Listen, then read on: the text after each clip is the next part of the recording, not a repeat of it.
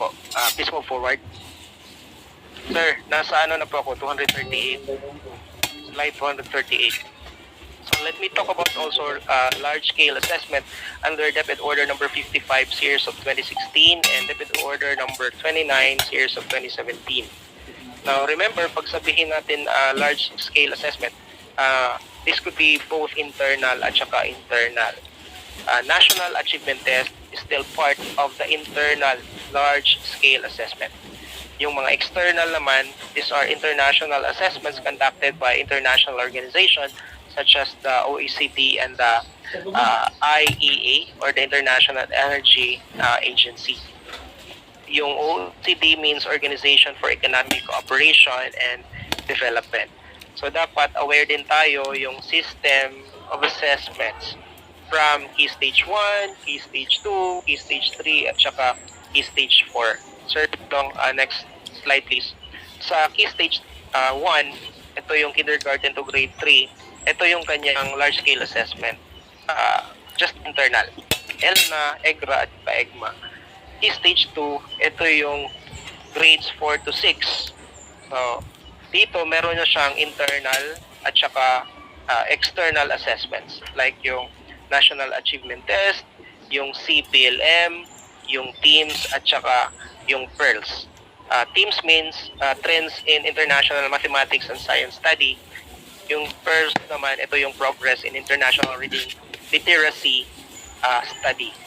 For Key Stage 3, yung 7 to 10, meron lang siyang tatlo, internal and external assessment din. National Achievement Test, yung PISA, at saka TEAMS for grade 8. For Key Stage 4, meron tayo sige, moving forward, next slide please. Let us always be reminded of the 21st century skills, no? These are the abilities embedded in the K-12 basic education curriculum that learners must acquire. Remember, meron tayong apat: communication skills, information media and technology skills, learning and innovation skills, at saka life and career skills. So, as school head, let us be very articulate on this 21st century skills na at least these skills and must be embedded in their life. So sabihin natin, hindi lahat ma-integrate in a day, but at least in a week or in a month, distributed itong 21st century skills. Kasi kahit anong gawin natin, nasa 21st century na tayo, so the students must also be acquainted, must also, anong tawag dyan, must also know, must also experience the skills that they need also to master. Next slide please. If you take a look at the 21st century skills, meron din siyang sub-skills, no? Like the problem solving, the information literacy, at saka yung critical thinking skills. So ito yung gina-emphasize, most especially by na we need to move forward. Dapat yung mga bata, they must be acquainted with the critical thinking. That's why the secondary started now with the higher order thinking skills using the Solo taxonomy. And there will come a time na bababayan and all grade levels will have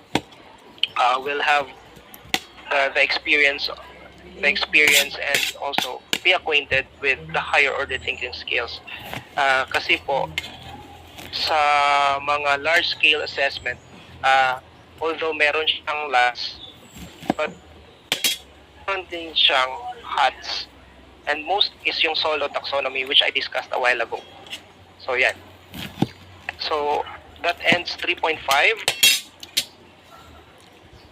and let me end that strand through this quote na learning is not the product of teaching. Learning is the product of activity of learners. So moving forward, 3.6 is about learning environment. So let me give you again a practice test before giving its concepts. Sige. Sir Long.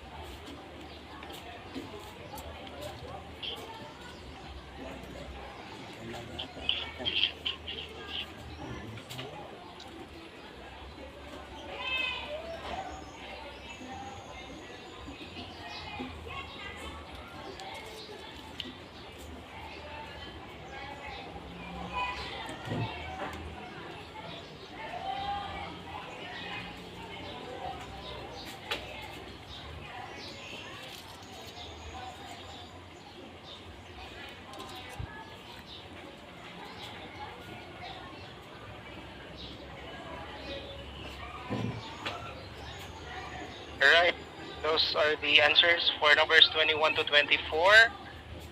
If you got a perfect score, thumbs up. Okay, thank you. So let me move forward. Next slide, please. So again,